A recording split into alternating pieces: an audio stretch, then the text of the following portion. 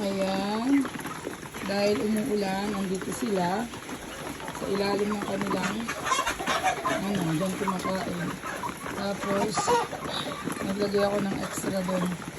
Kasi hindi pa dumarating yung order ko ulit na ganyan para marami sila. Dahil umuulan, nandito sila sa loob. Wala. Lang. Ito akong pagkain.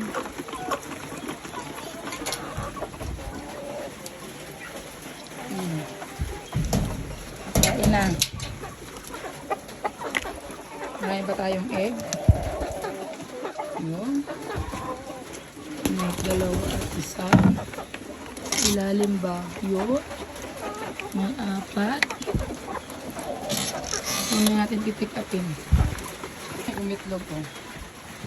Sa may pinto.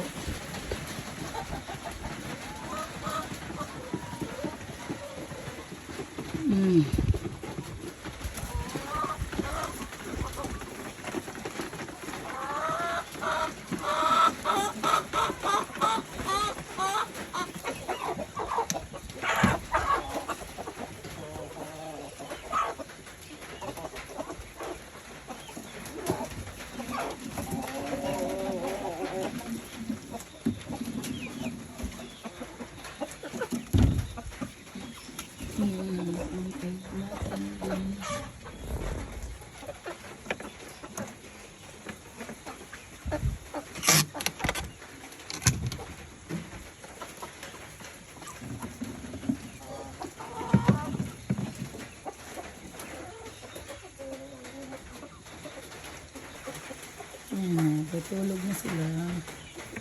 Putit na gawaan na ng hapunan dito. Saka dito. May mga nainom pa.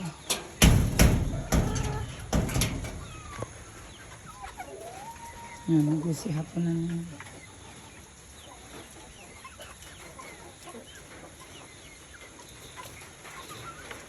Okay, bye-bye.